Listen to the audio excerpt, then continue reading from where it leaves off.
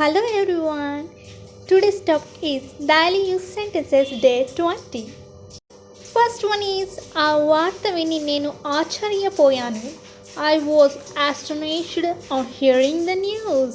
Astonished means ఆశ్చర్యపోవడం. I was astonished on hearing the news. Next అతడు బాధ్యత కలిగిన ఉద్యోగంలో ఉన్నాడు. He is in a responsible post. Responsible means బాధ్యత. బస్సు ఆగకుండా దిగావేమి? Why do you get down from the moving bus? దిగడాన్ని get down అంటాము. స్టీల్ సామాను ఎక్కువ కాలం మన్నుతాయి. Steel goods are durable. మనం వేసవి కాలంలో నూలు బట్టలు వేసుకుంటాం. We wear cotton dress in summer. Wear అంటే ధరించడం, వేసుకోవడం. నెక్స్ట్ బట్టలు మార్చుకొని వస్తాను, ఆగండి. Please wait, I will change my dress and come.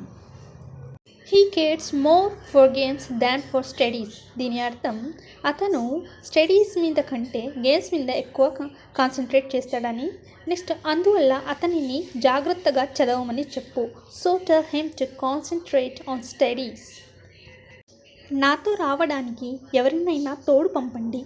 Please arrange somebody to accompany me.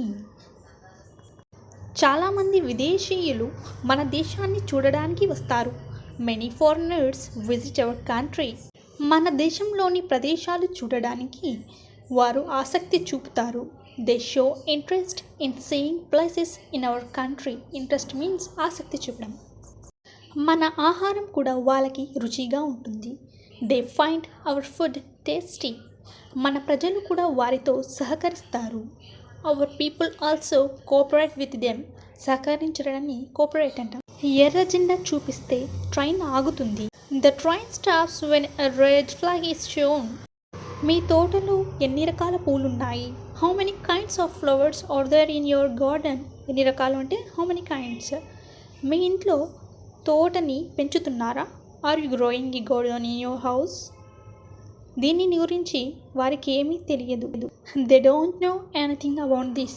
ఈరోజు మనం హోటల్లో భోజనం చేద్దాం. Let us have our meal at a restaurant or hotel. ఈ రోజుల్లో బస్సులు కానీ ట్రైన్లు కానీ సకాలంలో రావడం లేదు. Buses or trains are not coming on time these days. ఈ రోజుల్లో అంటే దీస్ డేస్ బస్సులలో సీట్లు దొరకడం కష్టంగా ఉంది. It is very difficult to get seats in buses. నాకు గ్రామంలో నివసించడం చాలా ఇష్టం. I like living in a village. అక్కడి వాతావరణం చాలా ప్రశాంతంగా ఉంటుంది. It has a peaceful atmosphere. నీవు రోజు ఆఫీసుకు ఆలస్యంగా వస్తున్నావు. You are coming late to the office daily. సకాలంలో రావడానికి ప్రయత్నించు. Try to come in time. సకాలంలో అంటే ఇన్ టైమ్. నేను నా హై స్కూల్ చదువు గుంటూరులో చదివాను. I studied in Guntur during my high school days. పుస్తక మహోత్సవం ప్రతి జనవరిలో జరుగుతుంది. Books festival is held in January every year. అతడు ఓడిపోవడం నాకు దిగ్భ్రాంతి కలిగించింది. I was shocked to know of his defeat. ఓడిపోవడం అంటే డిఫీట్. ప్రమోషన్ వచ్చినందుకు అతడు చాలా సంతోషించారు. He is overjoyed on his promotion.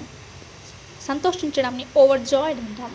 ఈ పట్టణం నుండి అతడు బదిలీ చేయబడ్డాడు. He is transferred from his town. బదిలీ చేయడం అంటే transferred.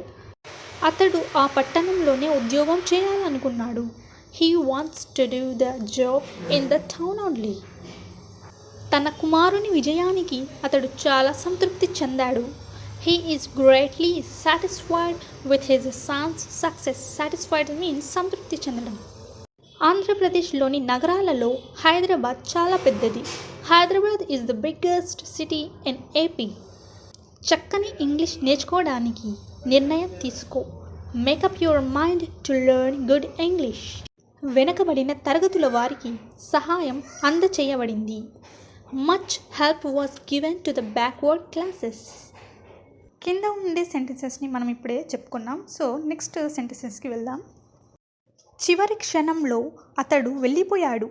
He went away at the nick of the moment, చివరి క్షణాల్లో అంటే నిక్ ఆఫ్ ద మూమెంట్, వెంట వెంటే వెళ్ళిపోవడం. He went away at the nick of the moment. కొద్దిలో అతనికి ప్రాణాపాయం తప్పింది. It was a head breath escape for him from death. Once again I'm repeating, it was a head breath escape for him from death. అతడు తప్పకుండా రేపు వస్తాడని తెలుసా? Are you sure of his coming tomorrow? Are you sure of his coming tomorrow? మనం నీలి వార్తలను, రూమర్స్ను నమ్మకూడదు. We should not be carried away by rumors. We should not be carried away by rumors. పోలీసులు ఆ కేసు గురించి విచారణ చేశారు. The police investigated the case. విచారణ చేయడాన్ని ఇన్వెస్టిగేటెడ్ అంటాం. ఆ కేసు గురించి ఇంకా వివరాలు తెలియాలి. More details about the case are to be known. Case గురించి ఇంకా మనకి వివరాలు తెలియాలి అనేటప్పుడు మనం ఏం చెప్తామంటే more details about the case are to be known. ఇంకా తెలియాల్సి ఉంది, are to be known. కానీ ఆమె అక్కడికి వెళ్ళడానికి అవకాశం లేదు. But there is no chance for have to go there. చెప్పిందే మళ్ళీ ఎందుకు చెప్తావు? Why do you repeat the same thing? Why do you repeat the same thing? అతడు విజ్ఞాన శాస్త్రం గురించి ప్రసంగిస్తాడు. He speaks about science. విమానాశ్రయం వద్ద అన్ని కాగితాలు పరిశీలించారు. They scrutinized all the papers at the airport. America వెళ్ళడానికి అతడు పాస్పోర్టు సంపాదించాడు. He got a passport to go to America. అతని మీద చాలా నేరాలు మోయబడ్డాయి. He was charged with many allegations. మోయబడ్డాడంటే చార్జ్డ్, అలిగేషన్స్ మీన్స్ నేరాలు.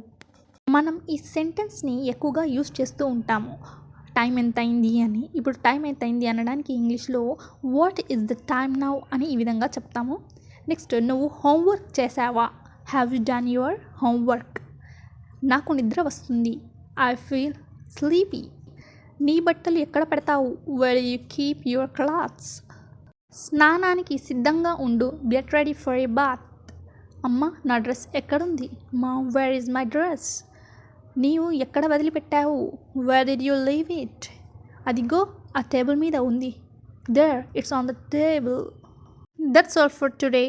I hope you like this video. If you like this video, please subscribe, like and share this video. Thank you to one and all.